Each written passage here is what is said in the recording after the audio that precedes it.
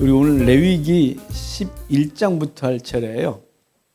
자, 레위기 볼 텐데요. 레위기 전체 구조를 다시 한번 살펴보고 그리고 오늘 분량 볼게요. 레위기는 5장씩 끊어서 기억하기로 했죠. 1장부터 5장, 6장부터 10장, 11장부터 15장, 그리고 16장에서 19장 이렇게 있고 20장부터 27장까지예요. 자, 이렇게 이걸 어떻게 기억하냐면 1장부터 5장까지가 5대 제사. 그래서 번소화제권 그랬죠. 화속죄제. 번소화죄권 그랬어요. 변소의 분란 얘기부터 기억하자 그랬어요. 6장부터 10장까지가 제사장에 대한 규례. 그래서 6장하고 7장은 다시 번소화제권인데 이 화제가 화목제가 맨 마지막에 온다 그랬죠. 여기서는 번소죄권화. 그래서 화목제가 맨 마지막에 드려지는 걸로 제사를 집례하는 방식에 대한 얘기를 한다 그랬어요. 여기서 우리 공부했던 게 4가지 방법이었죠. 그러니까 5대 제사, 4대 방법. 그래서 5대 제사는 번소화제권이고 4대 방법은 화제, 전제, 거제, 요제. 우리 지난주에 했던 거예요. 그리고 이제 8장, 9장, 10장은 8장은 위임식, 9장은 취임식, 10장은 이제 현장에 가서 하다가 나답과 아비후가 불에 타 죽는 얘기를 했어요. 다른 불 사용하지 마라. 이제 10장까지였고요. 11장부터 15장까지는 정결례가 필요한 규례, 정결례 또는 병에 대한 규례. 이게 11장부터 15장까지예요. 그래서 이거는 어떻게 기억하냐? 동산나병출 이렇게 첫 자만 기억하자 그랬죠? 동산에서 나병 환자가 튀나왔다고. 동산나병출 이렇게 기억하자는 거죠. 생각하면 좀 이렇게 약간 묘하긴 해요. 그러니까 동산나병출, 동물규례, 산모규례, 나병의 규례, 유출병 규례. 그래서 동산나병출 이렇게 기억하자 그랬어요. 이게 다 정결례와 관련된 얘기들이에요. 정결법. 16장부터 19장. 16장은 대속죄일 규례예요. 대속죄일에 아사셀 염소. 19장 2절이 내가 거룩하니 너희도 거룩하라고 하는 주제장. 그리고 17, 18은 피성.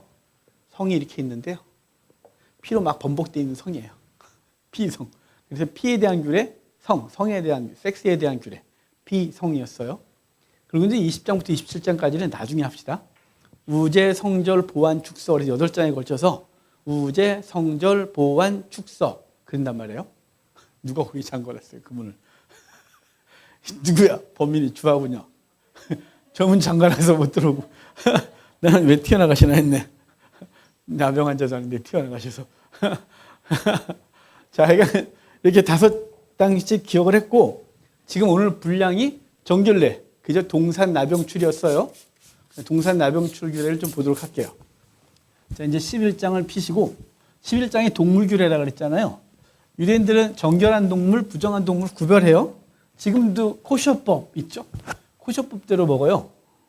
짐승을 잡을 때 코셔법대로 도살을 한 것만 먹어요. 이슬람에서는 할랄 그러죠. 할랄하고 코셔가 같아요, 거의. 그러니까 큰 차이가 없어요. 왜냐하면 할랄이 코셔에서 왔거든요.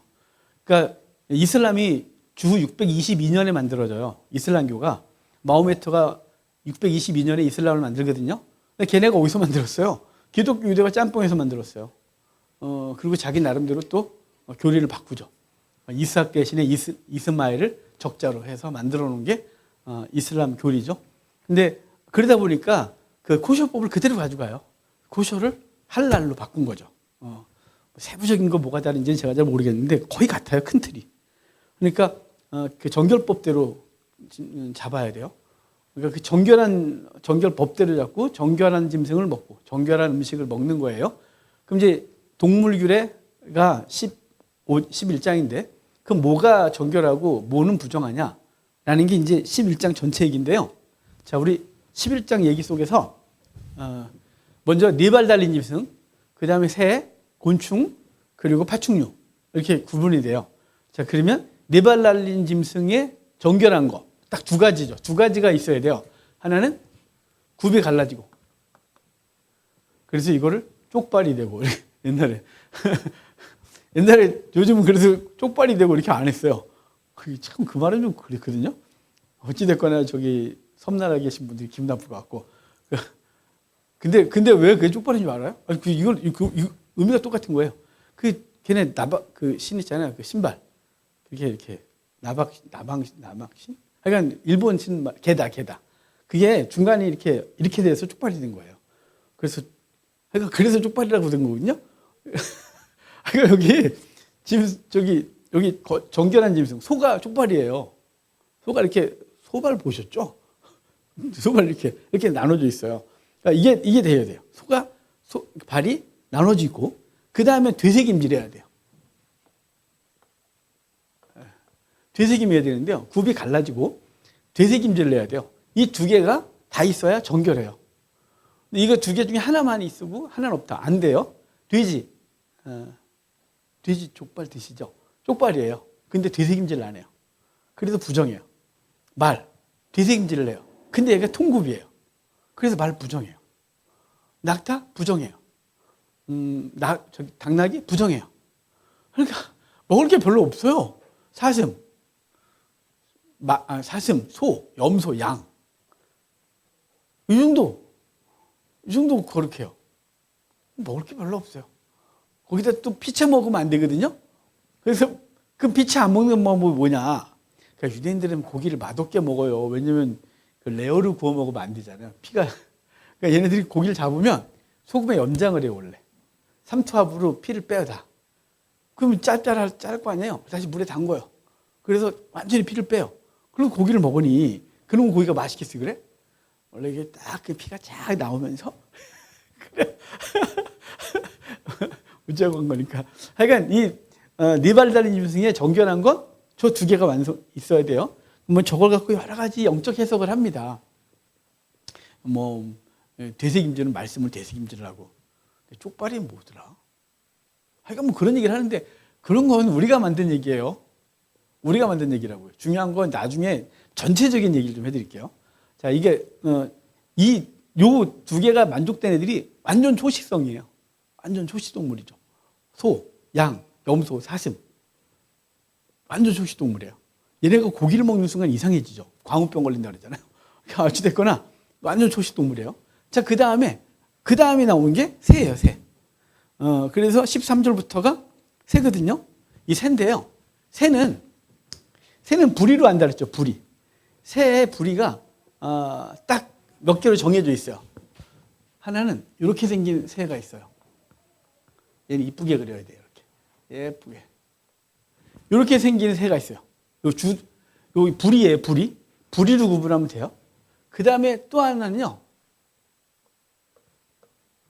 이 눈을 쭉 찢어져요, 이렇게 생긴 부리가 있어요. 그리기 어렵다, 지금. 자, 그 다음에 부리가 이렇게 긴 놈이 있어요. 이렇게 긴 놈들. 근데 이 중에서 얘만 정결해요. 얘가 뭐냐면, 닭, 참새, 메추라기, 비둘기, 이런 애들이에요. 꽁과 애들은 다 이렇게 생겼어요. 얘는 곡물만 좀 먹어요. 곡물을 이렇게 주워 먹는 애들이니까 이 부리가 삐죽하게 발달할 이유가 없어요. 근데 얘 있죠, 얘. 얘 눈도 이렇게 찍찍하게 못되게 생겼잖아요. 이게 매, 독수리, 부엉이, 이런 애들이 다 이렇게 생겼어요. 고기를, 새를 사냥하거나, 썩은 고기를 찢어 먹거나, 이렇게 해서 부리가 이렇게 생겼어요, 이렇게. 뜯어먹기 쉽게. 이거 부정해요. 얘, 학, 두루미, 이런 거 있잖아요. 얘가 다 사냥해요. 이렇게. 저새 막, 그래서 물고기 잡아먹고, 저 깊은 거 잡아먹고, 그렇죠. 얘 부정해요. 얘만 정결해, 얘만. 이렇게 생긴 애만. 그러니까, 얘가 새 종류를 모르겠는데요? 부리 보면 알아요? 얘 먹어도 되는 놈? 못 먹을 놈? 비둘기? 먹어도 되는 거예요. 도시 비둘기? 공짜니까 잡아 드셔도 될 것 같은데. 그러니까 중요한 거 뭐냐면, 참새, 꿩, 메추라기, 닭. 이거 다 저렇게 생겼어요.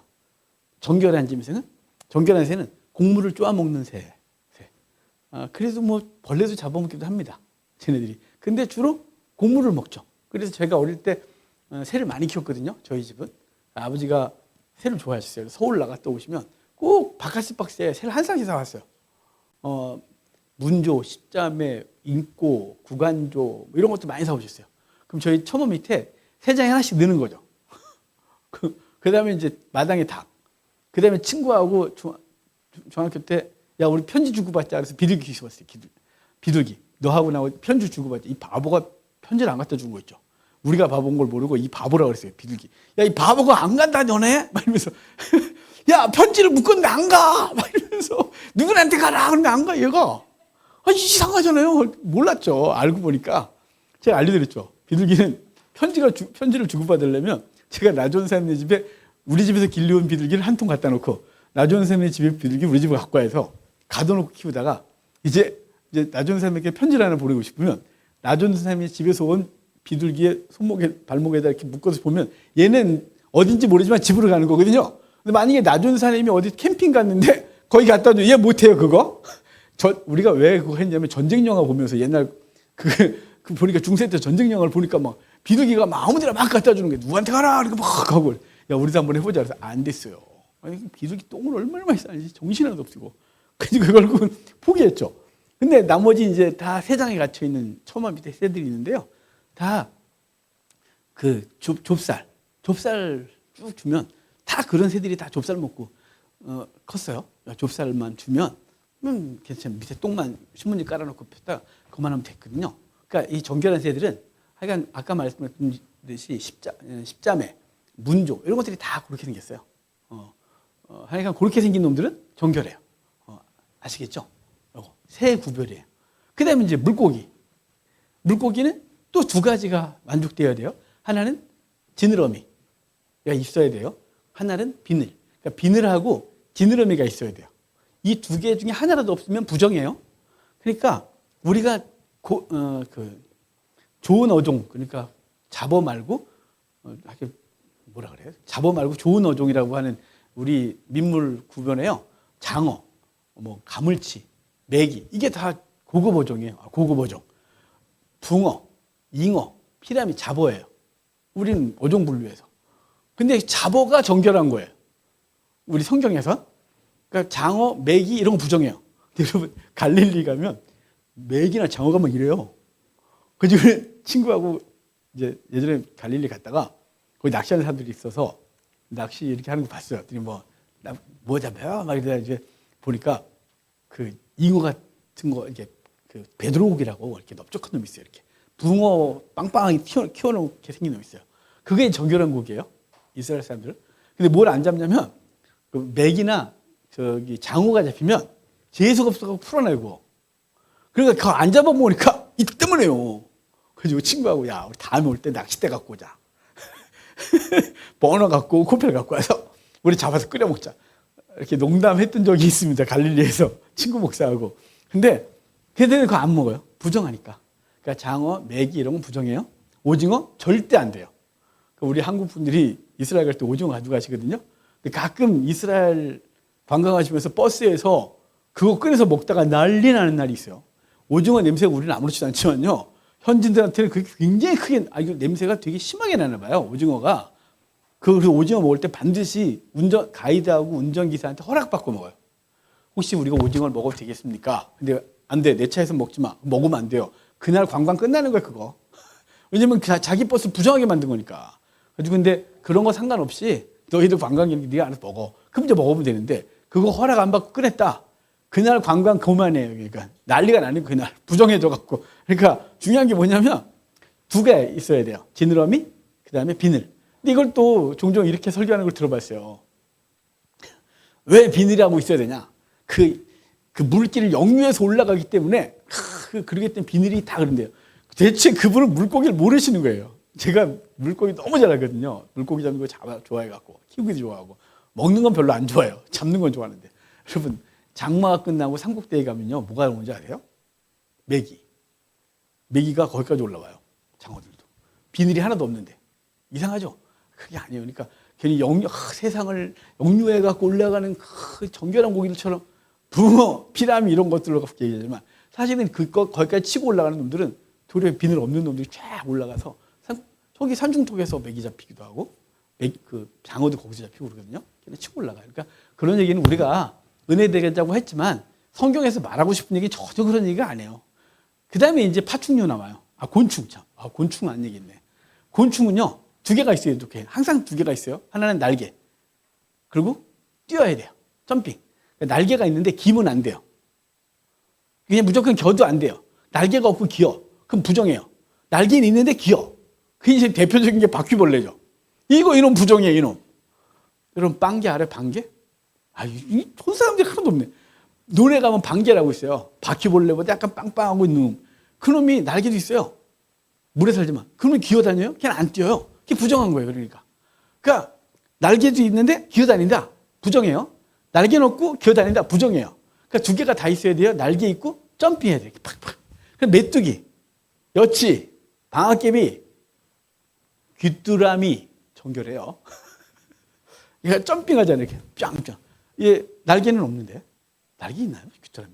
귀뚜라미 날개 못 봤는데. 하여간 이거 정결해요. 이거. 근데 왜 기는 게 안 되냐? 땅하고 접촉이 일어나기 때문에 부정한 거예요. 땅은 저주받은 거거든요. 그래서 땅을 배로 기는 파충류가 다 부정한 거예요. 뱀, 도마뱀 다 부정해요. 파충류는 아예 말도 할 것도 없어요. 다 부정해요. 그런데 곤충이 배로 긴다. 땅바닥을 기고 다닌다 이렇게. 그건 부정한 거예요. 뱀이 저주를 받으면서는 흙을 먹어라 그랬잖아요. 그 뱀이 흙 먹을까요? 또 생물학적으로 나가야 돼. 뱀 흙 안 먹어요. 뱀이 무슨 흙을 먹어요? 땅굴 사니까 흙 먹어요? 그렇지 않아요. 뱀에게 흙을 먹는다는 말은 배에 붙어 다닌다는 뜻이에요. 땅에 이렇게 기어 다니는 거. 그게 부정한 거예요. 그래서 파충류 부정해요. 곤충은 점핑을 해야 돼요. 이렇게 촥촥 이렇게 뛰지 않으면 부정해요. 그다음에 물고기, 지느러미, 비늘이 있어야 돼요. 새, 맨 위에 놈만 정결해요. 그 다음에 네 발 달린 거 두 개 있어야 돼요. 발이 굽이 갈라지고 그리고 되새김질하는 거예요. 그러면 이건 왜 정결하고 나머지는 왜 부정하냐? 이제 연구해야 되잖아요. 성경에 그게 있으면 좋겠는데 답이 없어요. 이제 생물학적으로 또는 위생적으로 얘기를 하는 분들이 있어요. 위생적으로 말하는 분들은 정결하다고 하는 게 건강에 좋다고 말하거든요. 이상해요, 그것도. 근데 우리 그냥 거기 느낌이에요. 여러분, 돼지 기름이 더 좋은 거 아세요? 라드유? 라드유가 세계 건강식품에서 10위 안에 드는 거예요. 돼지 기름이. 소기름 나빠요. 양기름 나빠요. 냄새도 아주 양기름 나빠요. 그 건강에 안 좋아요. 자, 건강으로 따져요? 아니죠. 자, 그러면 붕어, 잉어, 장어는 나쁘고요? 장어 먹이가 훨씬 건강에 좋거든요. 보양식이잖아요. 붕어 먹이는 잡어예요. 매운탕에 끓여 먹는 거지. 그렇죠. 새. 닭보다야 독수리 잡아먹는 게 훨씬 더 좋지 않을까요? 등등 이렇게 말하면 안 되는 거예요. 곤충? 메뚜기 먹죠. 바퀴는 안 먹죠. 근데 저기 동남아 가니까 그걸 이렇게 꽂혀서 중국이나 이렇게 구워 먹더만. 전갈도 구워 먹고. 그리고 뭔가 있으니까 먹겠죠. 그렇게 말하면 안 돼요. 건강 때문에 먹는다? 그건 우리 생각이에요. 안식교도들 이런 거 되게 지켜 이거. 마치 그것이 건강한 것처럼. 그럼 그런 식으로 따지면 이거 답이 안 나와요. 그런데 성경에 말하는 답이 하나 있고 그 다음에 얘네들이 갖고 있는 특징의 답이 하나 있어요. 먼저 특징부터 얘기할게요. 특징은 얘네는 철저히 정결하다고 하는 모든 건 식물성이에요. 저기 초식제예요. 초식. 자, 네 발 달린 거 초식. 새? 아까 그랬죠. 곡물만 쪼아 먹는다고. 곡물을 주로 쪼아 먹어요. 벌레도 먹습니다. 걔네가 참새도 벌레 먹거든요. 하지만 그게 주식이 아니에요. 걔네는 곡물을 쪼아 먹는 게 주식이에요. 물고기. 아까 잡어라고 한 거 있죠. 붕어, 잉어, 피라미 등은 그렇게 그 주둥이가 이렇게 되고 쭉쭉 빨아먹어요. 이렇게. 그래가지고 곡물을 먹거든요. 그래서 여러분 낚시를 하면 장어를 잡으려면 지렁이를 잡고요. 지렁이가 미끼고요. 붕어나 잉어는 떡밥으로 해요. 달라요, 미끼가. 걔네가 초식이에요. 그 다음에 아까 곤충이 있죠. 뛰어다니는 거. 얘네 초식이에요. 근데 기다리는 거 있죠. 사마귀. 이거 육식이에요. 사마귀 먹으면 안 돼요? 사마귀 부정한 거예요. 사막에 기어다니면서 탁 잡아먹잖아요. 하여간 이렇게 기어다니는 건 다 썩은 거 먹거나 사냥을 하거나 바퀴벌레, 썩은 음식 먹어요. 그러니까 이런 거 부정한 거예요. 파충류 사냥하죠. 그러니까 이 생물학적 특성은 딱 하나가 정결한 건 초식이에요. 초식. 하나님께서 처음 생물을 창조하실 때 초식은 모든 생물에게 기본 음식이 초식이었거든요. 인간까지도 타락한 이후에 동물들을 음식으로 주셨어요. 그러니까 그건 생명을 빼앗는 거잖아요. 그래서 부정하고 그렇지 않고 그냥 초식을 먹는 건 정결한 걸로 생물학적으로 그러니까 특징을 찾아보면 그렇다 이거예요. 성경이 얘기하는 건 아니에요. 그러니까 이걸 좀 그래도 어찌됐거나 생물학적으로 뭔가를 한번 특징을 나눠보면 그 특징이 딱 유일해요. 그러면 성경적 답을 말해라. 성경적 답. 성경적 답을 볼게요. 자, 11장 44절 45절. 이건 부정해. 이건 정결해. 그러니까 너는 정결한 것만 먹어. 부정한 거 먹지 마. 그랬는데 그럼 왜 그랬냐? 기준이 뭐냐? 그 근거가 뭐냐가 44절이에요. 나는 여호와 너희의 하나님이라 내가 거룩하니 너희도 몸을 구별하여 거룩하게 하고 땅에 기는 들짐승으로 말미암아 스스로 더럽히지 마라. 나는 너희의 하나님이 되려고 너희를 애굽 땅에서 인도하여 낸 여호와라. 내가 거룩하니 너희도 거룩하라. 자, 지금 근거가 뭐예요? 내가 거룩하니 너희도 거룩해라. 내가 너희를 애굽에서 건져냈다. 내가 너희를 구원한 하나님이다. 그러니까 너희는 내 백성이니까 내가 원하는 대로 먹어. 내가 거룩하니 너희도 거룩해 라고 한 거예요. 그러니까 내가 너희를 구원했으니까 이제부터 너희는 내가 시키는 대로 먹는 거야. 너희들의 식생활이 내가 시킨 대로라는 거야 라고 해서 그 이스라엘은 식생활을 통해서 자기가 하나님의 백성인 걸 늘 기억하는 거예요. 우리가 자꾸 이걸 뭐 의학적으로 얘기하고 특별히 의학적으로 얘기하는 데가 안 시켜. 그리고 이걸 따라서 말씀하시는 목사님들이 의외로 많아요. 의외로. 아니 의학적 근거가 없어요. 사실은. 아까 그랬잖아요. 부정하다고 정결하다고 한 게 그렇게 건강에 그렇게 좋지 않다고. 소기름은 가능하면 피하는 거죠. 소고기. 돼지고기가 좋아요. 장어? 없어서 못 먹죠. 그렇지 않겠어요? 사실은 붕어, 잉어 이런 게 물이 더러운 데 살아요. 얘가. 깨끗한 데 살질 않아요. 장어 이런 것들은 도리어 물이 깨끗한 데서 살죠. 물이 더럽거나 이러면 안 돼요. 뭐 이런 거. 어찌됐거나 좀 그런 것들은 우리가 생각한 거고 딱 두 가지. 생물학적 분류는 초식. 그 다음에 성경적 이유는 내가 너희를 애굽에서 건져냈다. 그러므로 너희는 내가 원하는 대로 먹어. 내가 거룩하니 너희도 거룩해. 그래서 그 음식을 통하여 식생활을 통하여 자신이 하나님의 백성임을 자기가 구원받은 자임을 늘 기억하고 음식을 대하는 거예요. 그래서 우리가 기독교인과 기독교인이 아닌 사람들의 식사 습관이 딱 하나 있어요. 기독교인은 음식 앞에서 기도하죠. 아, 요즘 우리 장모님 때문에 죽었어요. 너무 오래 기도하세요. 주무신 줄 알고 어머니 엄마 일어날 때 밥 먹으려고 딱 앉으면 주무시는 건가 안 주무시는 건가. 그래서 요즘은 우리끼리 먼저 먹어요. 먼저 먹어. 이제 그 기다렸다가 죽을 것 같아요. 안 드세요. 연세가 드시니까 눈치가 없으세요. 그냥 식기도 하시면 하루 종일 하세요. 그래서 어떨 땐 주무시는 것 같아요. 그래서 우리 집사람이 엄마 근데 계속 기도 중이신 거예요. 그래서 요즘은 그냥 예의를 무시하고 우리끼리 먼저 먹습니다만, 그러니까 중요한 건 우리 성도는 기도. 믿지 않는 사람들은 아니죠. 기도가 뭐예요? 기도해야 뭐 소화 잘 되는 것도 아니고 그런 거 아니잖아요. 기도는 하나님 앞에서 이 음식이 하나님께서 주신 걸 구별하여 먹고 은혜를 감사하며 하고. 그러니까 구약의 사람들은 바로 내가 너희를 애굽에서 건져냈다라는 걸 기억하게 하고 내가 거룩하니 너희도 거룩해라 라고 해서 이유가 그거밖에 없어요. 저거를 생물학적으로 따지거나 아니면 의학적으로 따지거나 그런 것은 아니단 말이에요. 또 이런 거 있어요. 이방인이 먹었기 때문에 안 먹는 거야. 돼지 외에는 없어요. 고대 때 돼지는 훌륭한 재물이었다 그랬죠. 전 세계에서. 제일 값비싼 재물. 근데 그래서 그런데 아니에요. 그걸 우리가 나중에 지난 이후에 돼지는 이방인들이 먹는 거라고 생각했기 때문에 그렇게 말한 거고 그 전까지는 그런 구분이 없었습니다. 하여간 11장이 그렇게 됐고 12장은 산모에 대한 규례예요. 산모. 아이를 낳은 이후에 아이를 낳았을 때 부정해지는 기간이 있어요. 그래서 동산이죠. 12장의 산모인데 산모 규례에 그 2절 보면 이스라엘 자손에게 말하여 이르라 여인이 임신하여 남자를 낳으면 그는 1회 동안 7일 동안 부정하리니 곧 월경할 때와 같이 부정할 것이다. 자, 지금 나중에 이제 15장에 가면 유출병에 대한 규례를 할 거예요. 유출, 몸에서 뭔가 흐르는 것이 부정한 거예요. 그래서 이제 15장의 유출병은 성병이거든요. 성병인데 성병과 같은 취급을 받는 게 여자들의 월경, 남자들의 사정. 이게 성병과 같은 취급을 받는 거예요. 여기 그래서 사내 아이를 낳으면 7일 동안 부정하는데 뭐와 같은 거냐? 여인의 월경과 같은, 여인들이 한 달에 한 번씩 겪는 월경이 부정한데 그때처럼 부정하다. 왜냐하면 몸에서 분비물이 흐르고 있는 시간이니까 부정한 거예요. 그러면 그게 왜 부정하냐? 기분 나쁘게. 인간이 죄인이기 때문에 죄인에게서 흐르는 모든 게 부정한 거예요. 그래서 인간의 타액도 부정한 거예요. 침 부정해요. 이게 우리가. 그러니까 그 다음에 변, 소변, 대변 이거 부정해요. 그래서 나중에 보면 이걸 우리가 저기 이제 저주의 율법에 가보면 너희들이 이제 변을 볼 때 그 진을 구축하고 진 바깥에 나가서 삽 들고 가서 삽으로 땅 파고 변 보고 덮으래요. 그 부정한 것이 노출되어 있지 않도록. 인간의 몸에서 나오는 모든 걸 부정한 거예요. 왜냐하면 인간이 부정하기 때문에. 그래서 예수님께서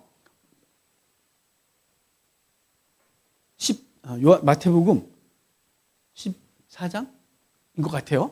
15장이 14장인지 하여간 14장 같은데 거기 보면 15장인가? 잠깐만요. 봅시다. 괜히 찝찝하네. 보고 합시다. 확인하고 말씀드릴게요. 죄송해요.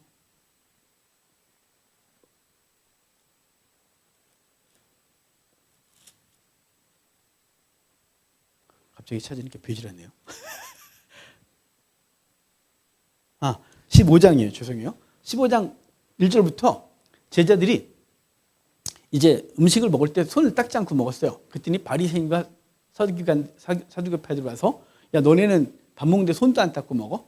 그러면서 장로들의 유전을 범했다. 그러니까 예수님께서 그들을 향해 말씀하시기를 너희는 장로들의 유전을 가지고 율법을 어긴다 그래요. 그러면서 고르반에 얘기하거든요. 장로들의 유전, 전통, 너희가 종교적 전통 그것이 율법이 먼저인데 율법을 어기고 있대요. 뭔 얘기냐면 너희는 11조를 바쳐라. 그리고 그 10계명의 5번째 계명이 부모에게 효도해라. 부모를 잘 섬기라 그러죠. 근데 이 두 개가 충돌이 일어나는 거죠. 이 두 개, 충돌이 아니에요. 사실 이 두 개를 담으면 경제적인 엄청난 부담이 생기겠죠. 생각해봐요. 월급을 300 받는데 11조 30만 원 내야 돼요. 그 다음에 감사원금, 예배연금 하니까 한 50만 원 날라가요. 인간적으로. 그런데 부모 섬겨야 되잖아요. 부모님 자식이 많으면 좋겠지만 자식이 별로 없어요. 그럼 부모님께 한 용돈 한 50만 원 또 드려야 되지 않겠어요? 한 달에 살려면. 그러면 50만 원 드려요. 그럼 200밖에 안 남잖아요. 200 갖고 살기가 얼마나 힘들어요. 그러니까 둘 중에 하나를 좀 빼야겠는데 하나님께 빼자니 벌 받을 것 같고 그럼 만만한 게 부모님 아니겠어요? 그래도 부모님께 드릴 용돈을 안 드리고 하나님 앞에 헌금을 드리면서 고르반 그러는 거예요. 고르반이 예물이라는 뜻이에요. 레위기 1장에 너희가 예물을 드리려거든 그럴 때가 고르반이에요. 히브리어. 그러니까 고르반 그러는 거죠. 하나님 앞에 고르반 있습니다. 그러면 하나님께 이걸 하고 나면 부모에게 할 의무가 없어지는 거예요. 이거 바리새인들이 만들어 놓은 거예요. 나쁜 놈들이. 왜냐면 바리새인들은 알면서도 만든 거예요. 왜냐면 자기들도 돈은 좋아하니까. 하나님께 해야 될 건 해야 되겠고 부모에게 할 거는 좀 안 하고 싶은데 명분을 만들어야 되지 않겠어요? 그래서 고르반 그려놓고 장로들이 유전을 만들어 놓고 유전이란 자기들끼리 만든 전통이에요. 율법을 어긴 거죠. 부모를 공경하라고 하는 율법을 어겨버린 거예요. 자, 지금 그런 얘기를 하고 있는 거예요. 뭔 얘기하다가 지금 여기까지 갔죠? 이스라엘 남자아이를 낳는데 부정한데.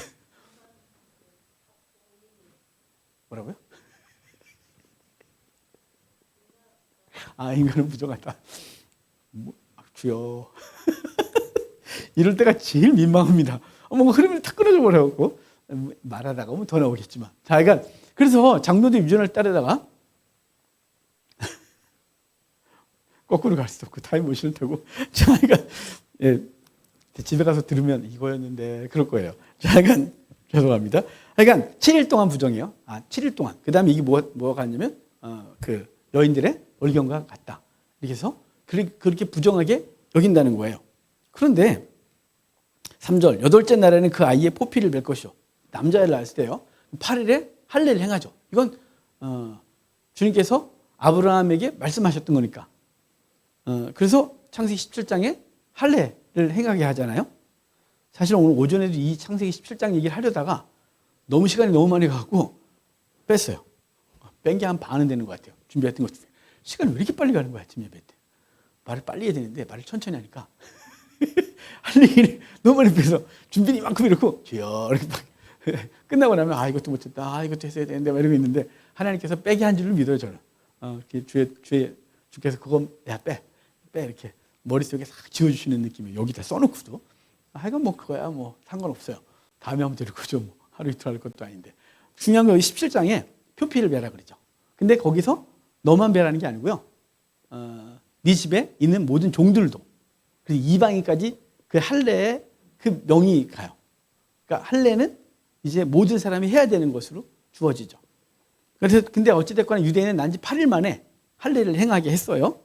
그 다음에 4절에 그 여인은 아직도 33일을 지내야 사년이 깨끗해진대요. 그러니까 7일 부정하고 그 다음에 33일이 지나야 깨끗해지는 거예요. 총 40일. 그러니까 사내아이를 낳으면 40일이 지나면 깨끗해지는 거예요. 그러니까 아이를 낳고 7일 동안은 부정하고 아이 그냥 계속 분비물이 노골적으로 나올 거니까요. 분명하게. 그 다음에 33일 동안은 부정해요. 계속해서 뭔가 계속 나오는 기간이래요. 근데 여자아이를 낳으면 27일. 그러니까 14일 부정하고 66일이 지나야 깨끗해져요. 그러니까 여자아이를 낳으면 80일이 지나야 깨끗해지는 거예요. 2배. 그 기분 되게 나빠요. 여자분들이.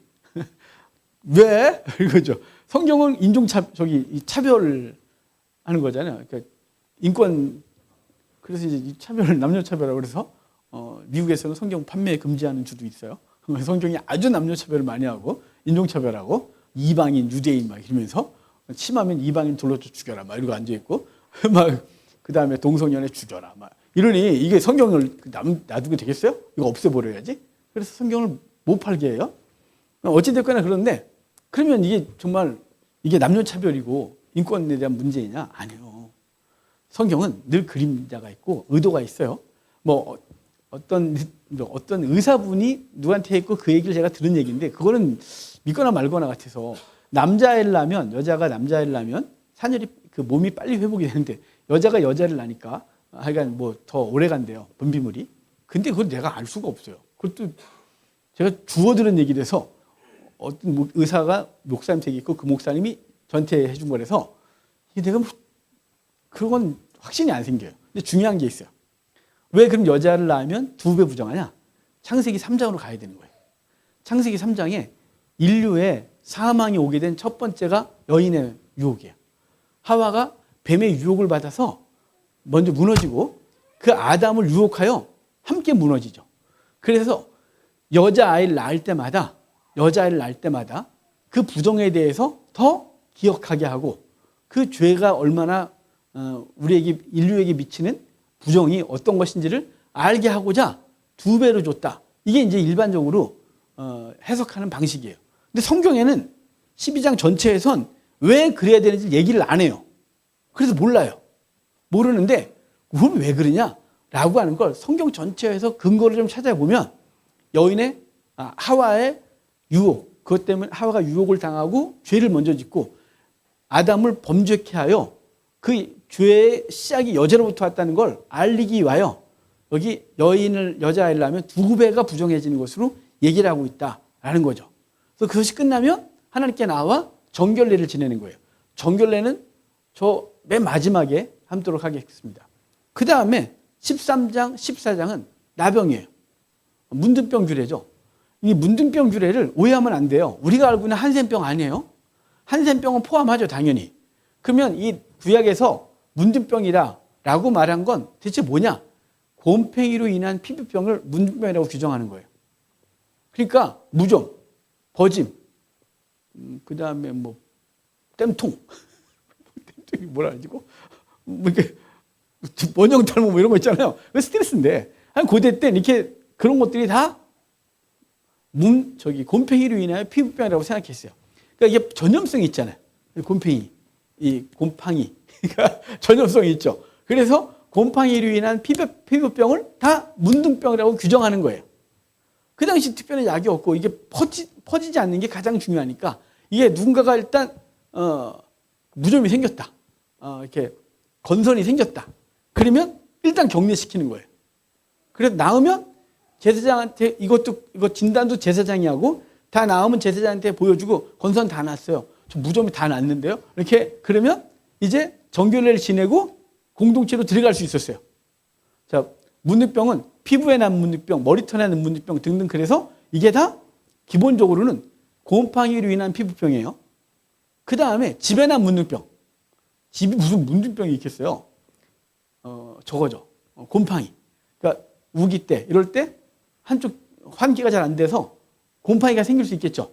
그러면 그 곰팡이가 난 그 부분을 헐어서 집 바깥에 버리는 거예요.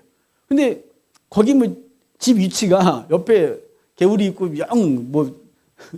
뭐지 그 물길 위에 집을 지어놔갖고 계속 습하다. 그럼 그 집은 계속 곰팡이가 피겠죠. 그럼 그 집을 아예 부셔서 집 바깥에 갖다 버리라는 게 집에 난 문득병의 규례예요. 그 다음에 가죽 옷에 난 문득병. 이 가죽도 보관 잘못하면 곰팡이가 피겠죠. 그러면 그 부분을 찢어서 태워요. 근데 계속 번져요. 그럼 다 태우래요. 이거 이미 그 옷은 오염됐으니까. 그러니까 피부에 난 문득병, 털에 난 문득병, 집에 난 문득병, 옷에 난 문득병 이렇게 문득병을 규정하는 것이 있고 이 문득병이 나았을 때 그럼 어떻게 하냐? 정결례를 지내라. 그게 14장 얘기예요. 정결례는 통합을 한꺼번에 합시다. 15장 유출이죠. 유출. 아까 유출은 몸에서 흐르는 거라 그랬잖아요. 그게 성병이에요. 그냥 유출병 이렇게 말해서 그렇지 유출병 또는 혈루증 그러니까 이걸 그냥 편하게 성병. 그래서 몸에 계속 고름이 흐르는 거예요. 이 고름이 흐르는 걸 병이라고 규정하고 이것과 같은 취급을 받는 게 여인의 월경이에요. 근데 그거는 그러면 여인의 월경이 끝나고 나면 또 다시 정결례 지내냐? 아니요. 그때는 정결례까지 필요 없어요. 목욕을 하면 끝났어요. 목욕을 하면 몸을 씻으면 정결례를 한 것으로 인정해 주는 거예요. 한 달에 한 번씩 비둘기 잡으면 어떻게 그거를 가난한 사람들은 안 되지. 그래서 월경은 그 유출이 되고 있는 기간 끝나고 나면 몸을 씻음으로 그 부정에서부터 벗어났어요. 근데 그 하는 동안은 문득병자와 동일한 취급을 받았어요. 그가 앉은 자리도 부정하고 그가 있던 자리도 부정하고 그가 입었던 것도 부정하고 그가 만진 것도 부정하고 다 부정한 거예요. 그 다음에 남자들의 사정. 그러니까 남녀가 불륜은 안 돼요. 불륜은 돌 맞아 죽어야 되고 그게 아니고 정당한 부부관계 속에서 부부관계를 했어요. 그러면 부정해요. 그럼 정결케 하는 방법이 뭐냐? 목욕을 하는 거예요. 그러면 정결케 됐어요. 그래서 이걸 누가 했어요? 다윗이 바세바하고 범하고 나서 목욕을 해요. 근데 우리나라 성경은 번역을 잘못했어요.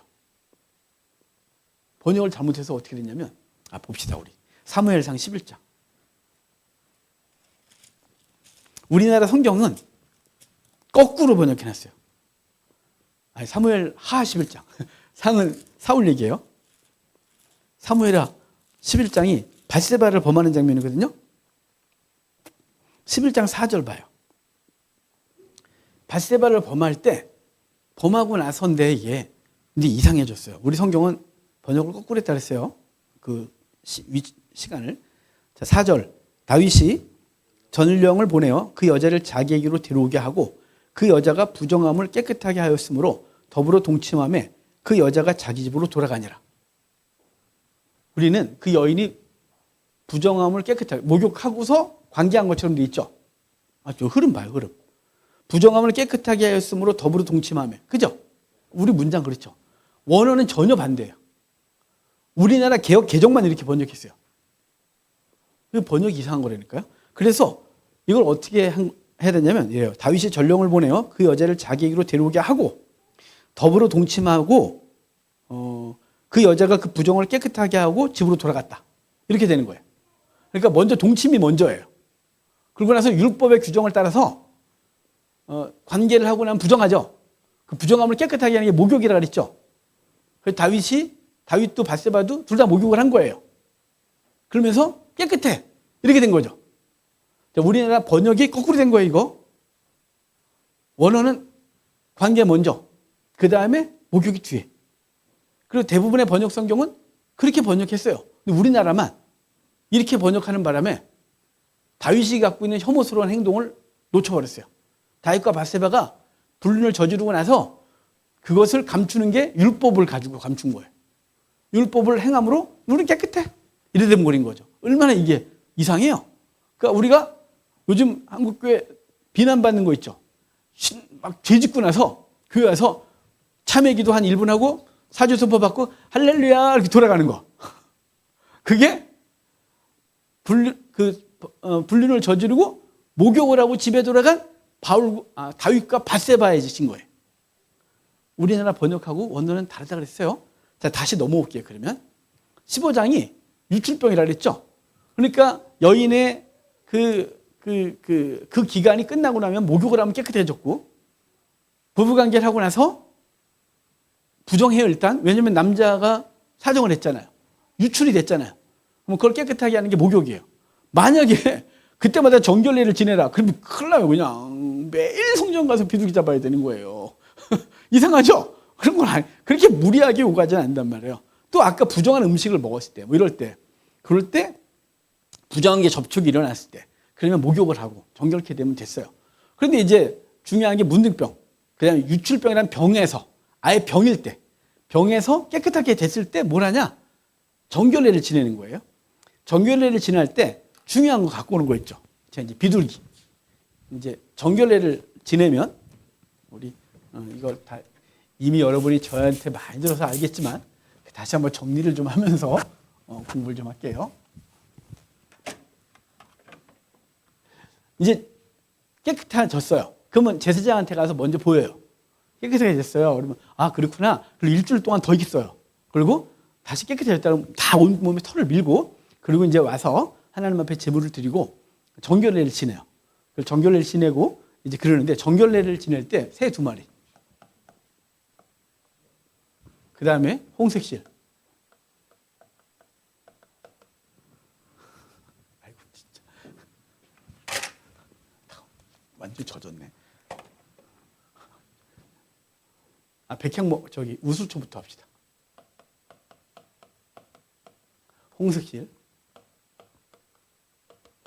그 다음에 백향목. 요 3개 갖고 와야 되는 거예요. 요 3개를 갖고, 이게 새 2마리, 우슬초, 홍색실, 백향목을 갖고 와서 이걸로 정결례를 지내요. 먼저 새 2마리는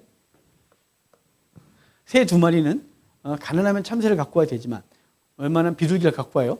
비둘기 갖고 오는데, 우리 저번에도 했던 것 같은데요.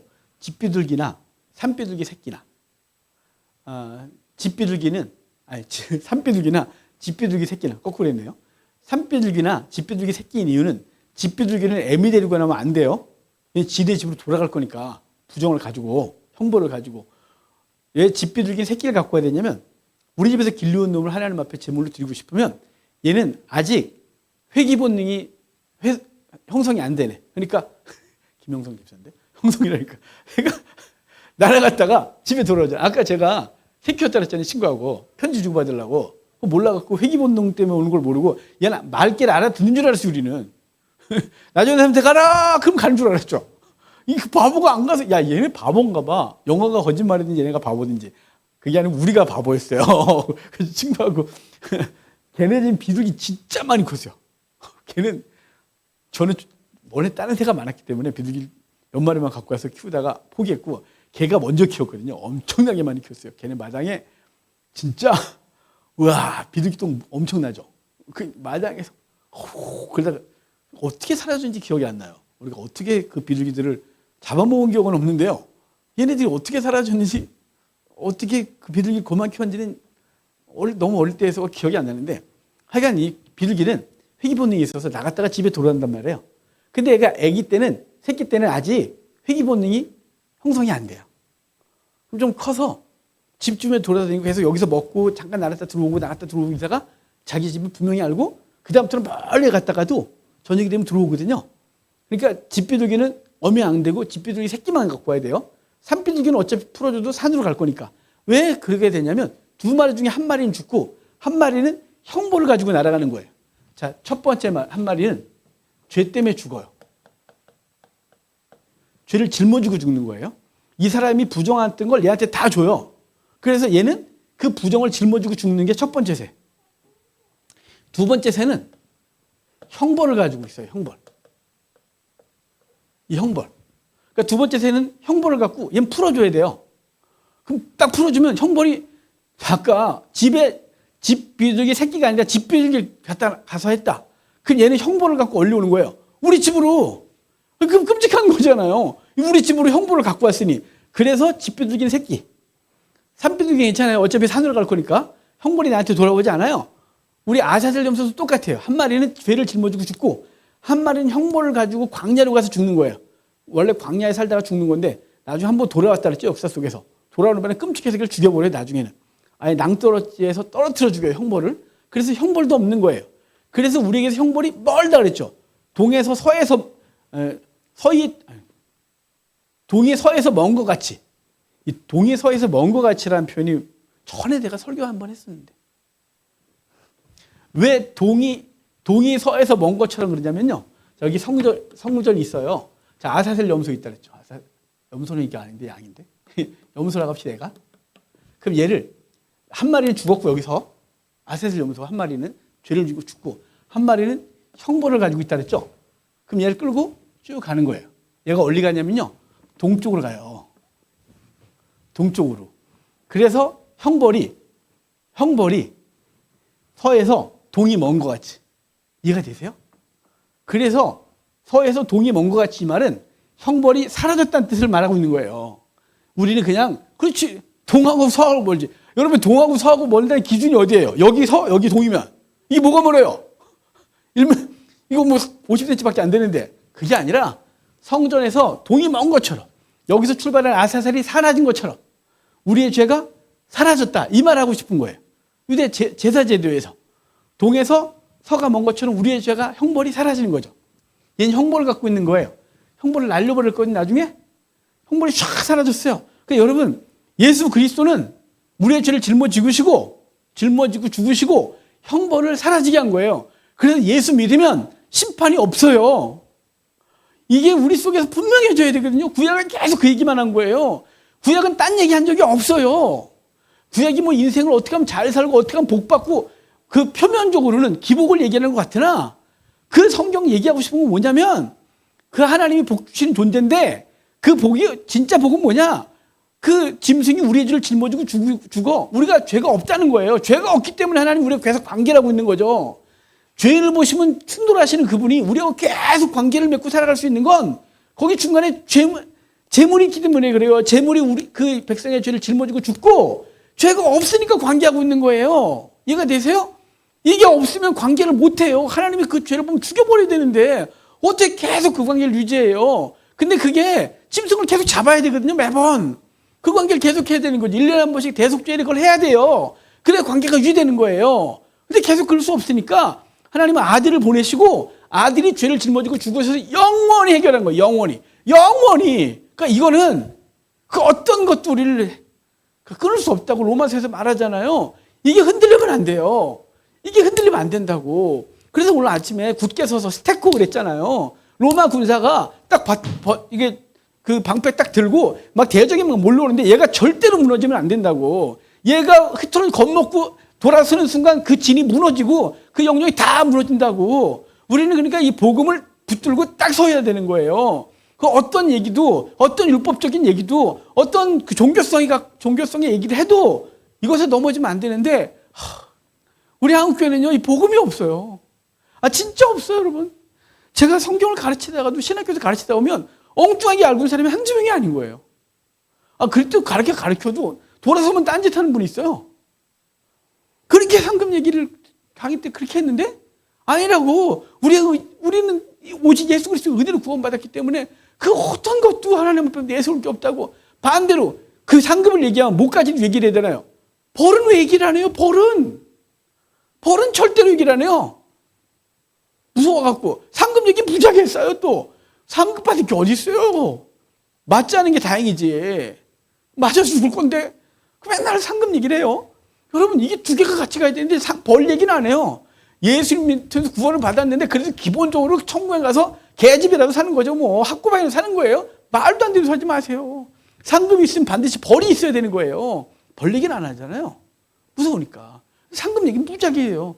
없다고 그렇게 말해도 어느 날 갑자기 그 학생들하고 얘기하면 그 얘기를 또 해요. 정말 어쩜 이렇게 안 바뀔까? 어쩜 이렇게 복음이 안 들어갈까? 이건요, 본성적으로 우리 인간적인 본성적으로 종교를 좋아해요. 종교는 뭐라 그랬어요? 인간이 신에게 무엇인가 하여 신으로부터 받아내는 거, 그게 종교라고. 기독교는요, 당신이 우리에게 오셔서 우리에게 생명을 주신 거라고. 시작이 하나님이고요, 우리는. 종교는 인간의 시작이에요. 그래서 신을 만들어 놓고 그 신 앞에서 비는 거죠. 왜냐하면 그런 종교 행위를 통하여 신으로부터 얻는 게 종교니까. 그게 인간의 종교성에 아주 딱 들어맞아서 교회까지도 종교가 되는 거예요. 기복주의가 그렇게 통하는 거예요. 번영신앙이 통하는 거고. 뭘 해야 얻어내니까. 여러분, 우리는 그게 없어요. 우리는 그냥 주셨다니까요. 그리고 우리가 지금 살아가고 있는 이 은혜, 이 복도 내가 뭘 잘해서 받은 게 하나도 없어요. 주님께서 그냥 은혜를 주셨죠. 우리는 그걸 누리고 성도답게 어떻게 사느냐, 이거에 관심을 갖는 거죠. 내가 요만큼 잘 살았으니까 이만큼 주셨다. 이거는 가끔 하나님 보상을 그렇게 격려 차원에서 하긴 하지만 근본적으로는 그의 은혜가 우리 전체를 감싸는 거예요. 중요한 게 뭐냐면 여기 한 마리는 죄 때문에 죽고 한 마리는 형벌을 가지고 날아가는 거예요. 자, 그런데 여기 새는 이 두 마리 갖고 있고, 새를 잡을 때 이렇게 잡아요. 색깔 다른 게 있나? 네. 봅시다. 강문호 목사님 강의가 있고, 그 다음에 그 용인에서 말씀을 전하시는 그 밥 아카데미라고 합동춘 목사님이, 그분도 이스라엘에서 공부하고 오신 분인데 그분의 강의하고 좀 달라요. 두 개가. 근데 어찌됐거나 저는 강문호 목사님 강의를 먼저 예전에 들었었고, 그 다음에 나중에 밥 아카데미 강의를 이제 책을 통해 봤나? 강의를 들어본 적은 없는데. 그러니까 그분 강의하고 두 분 달라요. 뭐냐면 이제 먼저 거는 이래요. 이 이스라엘의 제사장들이 비둘기를, 새를 잡는 제사장은 따로 구분되어 있었대요. 왜냐하면 손이 좀 커야 될 거야. 저처럼 조그만 사람은 이게 안 되죠. 새를 이렇게 잡아야 되거든요. 이렇게. 아니, 이 새를 이렇게 잡으면 이게 제 손에 들어오겠어요? 참 새는 들어오겠네. 이렇게 들어와서 이게 새 대가리예요. 여러분, 새는 대가리죠. 새 머리 아니고 새 대가리를 이렇게 잡는 거, 이렇게 엄지손가락으로. 아이고 참나. 그 다음에 이제 제가 여기 재물 있잖아요. 제사장이 잡아요. 이거는 원래 다른 재물은 누가 잡아요? 저한테 그렇게 공부를 했고, 자기가 잡아요. 자기가. 제사장이 이제 성막 앞에서 제물에 제 손을 얹고, 제사장이 손을 얹어서 죄를 전가시킨 다음에 이제 그거를 묶어서 끌고 들어오는 거예요. 이제 끌려 들어오는 거죠. 얘가 죄예요. 이제 나는 죄를 전가시키고 일단 들어오는 거죠. 그래 뜰에서 레위인들이 잡을 준비를 다 해주면, 발 묶고 다 등 해주면, 그 다음에 칼을 내가, 그러니까 제사장 아니고 죄 지은 내가 잡고 한다 했잖아요. 그런데 비둘기만큼은, 새만큼은 내가 하는 게 아니라 제사장이 해줘요. 아무래도 특별한 기술이 필요하다고 보여지거든요. 그래서 이렇게 해서 내가 봐야 돼요. 이렇게 분정한. 그래서 목을 확 비틀어 죽인대요. 이렇게. 그게 이제 첫 번째 설. 그 다음에 이제 밥 쪽은, 이렇게 새 대가리면 모든 제사장이 새를 다 잡을 수 있었대요. 그게 맞지 않을까 싶어요. 왜냐면 이렇게 잡는 게 이게 가능하나 싶기도 한데, 이거 모르겠어요. 아마 제가 유대인이 아니고 제가 그걸 직접 공부한 게 아니고, 그러니까 하여간 이렇게 잡아서 엄지손톱을 다 길렀대요. 제사장들이. 그래서 기타 치는 사람처럼. 그래가지고 목을 대놓고 목을 확 이렇게 눌렀대요. 이렇게 확. 그러면 목이 탁 따지지가 않겠어요. 엄지손가락 꽉 이렇게 쓰니까. 그 다음에 그 피를 대야에 흐르는 물을 담아서 이렇게 피를 뚝뚝 흘리고, 그 다음에 얘는 배를 갈라서 모이 주머니만 빼서 태우고, 나머지 버리고 나머지 그대로 태워서 드린다 그랬죠. 첫 번째. 그럼 두 번째. 이제 얘는 그렇게 해서 죽었어요. 첫 번째는. 두 번째, 우슬조 홍색실 백향목은 이제 한 단으로 만들어서 이 두 번째 새와 함께 잡고, 그 아까 핏물 있죠. 핏물을 찍어서 7번 그 부정했던 사람에게 뿌리는 거예요. 7번 뿌리면 어떻게 될까요? 피범벅이 되겠죠. 그래서 피범벅이 돼서 구약은 피로 가렸다 그래요. 피로 가린 거예요. 뭘 가려요? 죄인이 안 보이고 뭐만 보여요? 피만. 그러니까 한 번 뿌리면 되겠어요? 7번 뿌린 거죠. 7번은 7이 갖고 있는 숫자적 상징성, 완전이요. 하나님의 수, 완전수. 그래서 7번 뿌림으로 그 현상도 온통 피범벅이고, 그 다음에 7번이 갖고 있는 완전성, 그를 완전히 피로 가린 거예요. 그래서 구약은 피가 가려졌다가 이제 다시 이 허물이 드러나기 시작하면 다시 피 뿌려야 돼요. 그래서 죄를 지을 때마다 피를 뿌리는 거죠. 부정할 때마다 피를 뿌리는 거예요, 구약은. 하지만 히브리서에 예수 그리스도는 단번에 자기를 죽여, 자기를 드려 그 피로 우리를 씻었다 그래요. 그러니까 구약은 가리는 거고 신약은 씻는 거예요. 예수님의 피로 씻어버린 거예요. 그래서 더 이상 없는 거예요. 구약은 가렸으니까 피딱지가 떨어지면 보이는 거고, 신약은 씻었기 때문에 더 이상 없는 거예요. 자, 이게 이제 신구약의 차이고, 그럼 이제 이 세 개를 뭉친 다음에 7번 뿌려요. 그 다음에 새를 날려보내거든요. 형벌이 날아갔어요. 그러면 얘네가 갖고 있는 상징성이 있겠죠. 홍색실, 우슬초, 백향목, 홍색실. 이걸 정결 세트라 그래요. 우리 정결수 만들 때도 우슬초, 홍색실, 백향목. 정결수를 뿌릴 때도 우슬초, 홍색실, 백향목. 정결이 들어가면 반드시 얘네가 들어가는 거예요. 얘네가 정결은. 그럼 왜 얘네가 들어가냐? 그럼 정결수가 갖고 있는 의미 알려드릴게요. 정결수래. 요 세 개. 자, 우슬초. 우슬초는 두 가지 의미가 있어요. 긍정적 상징성, 부정적 상징성. 긍정적 상징성은 겸손이에요. 왜 얘가 겸손이냐면 우슬초는요, 그냥 우리나라 자풀처럼 담장이고 뭐고 쫙 있어요. 저기 우슬초 마른 거 있거든요. 저게 끓여 차로 나온 거예요, 원래. 저 차로 파는 거거든요. 저건 제가 따온 게 아니에요. 저거는 누가 선물 받은 걸 제가 얻어왔어요. 줘줘요, 이래갖고. 그리고 저기다 갖다 놓은 거거든요. 저걸 끓여 먹어봤어요. 무슨 맛이 나냐면요, 박하. 우슬초를 차로 끓여 먹으면 박하 맛이 나요. 아주 확한 맛이. 맛있어요. 근데 저걸 달라고 하지 마세요. 저 구할 수도 없어요, 저는. 저기 나중에 중동 갔다가 사오시면 저를 주세요, 차라리. 저기 우슬초 있어요. 저게 흔해 빠진 풀이에요. 근데 제가 솜털이 달려 있어서 그 물에 딱 담그면 물기를 쫙 빨아들여요, 우슬초가. 그런데 이 우슬초는 아무데나 막 흐드러진 거니까 얘가 겸손해요. 부정적 상징성은요, 비참이에요. 그러니까 우리 이름 없는 잡초야 뭐 이런 노래 있잖아요. 그것처럼 얘는 부정한 거예요. 좀 부정적인 의미가 있어요. 자, 그 다음에 백향목하고 백향목에 대한 긍정적 상징성. 부정적 상징성. 긍정적 상징성은요, 영광이에요, 영광. 왜냐하면 중동에서 가장 화려하고 가장 높이 자라는 나무가 백향목이거든요. 백향목이 성전에 자재로 쓰이고 궁을 만들 때 쓰고 그 다음에 배를 만들 때 백향목을 갖고 만들거든요. 백향목이 무지하게 안 자라요, 저거. 제가 맞는지 모르겠지만 그게 전 그런 책을 읽을 때마다 이 맞아 싶은데 얘가 1년에 1cm 자란다는 소리가 있는데 이게 맞는지 모르겠어요. 그런 나무가 있나?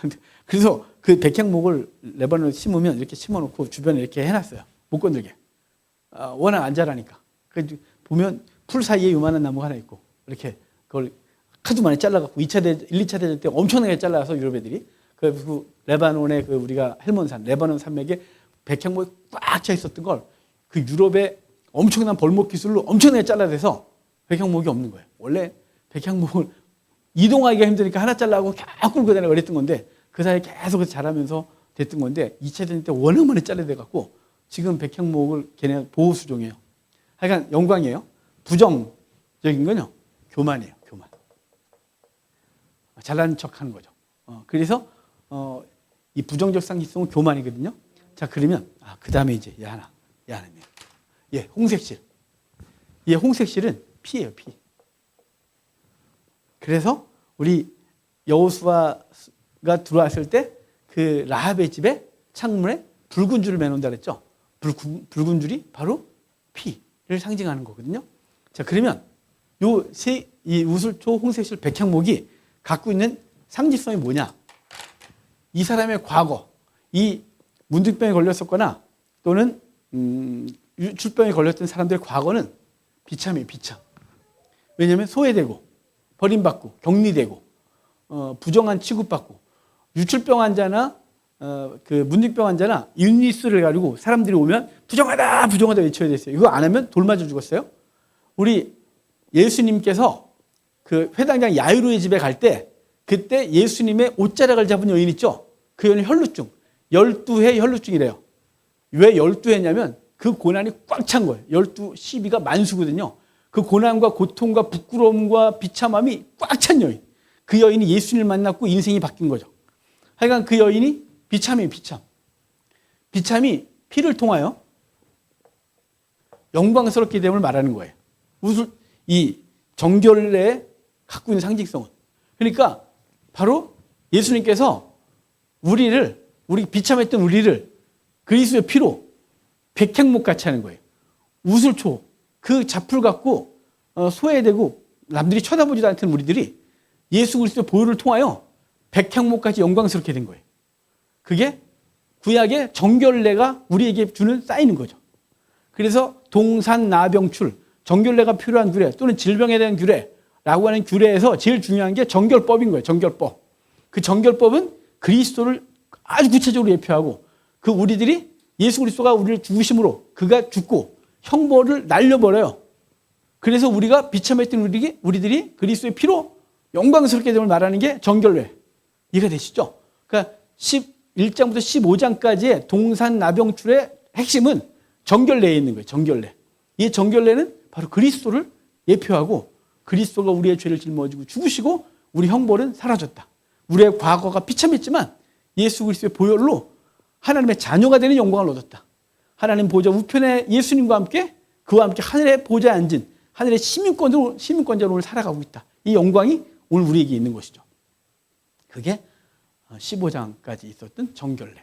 정결례가 갖고 있는 이 15장까지 있었던 얘기들의 핵심이 바로 정결례라 이 말입니다. 자, 오늘 여기까지 하고 다음 주에 또 이어서 16장의 아사셀 염소를 또 보도록 하겠습니다. 기도하고 마치겠습니다.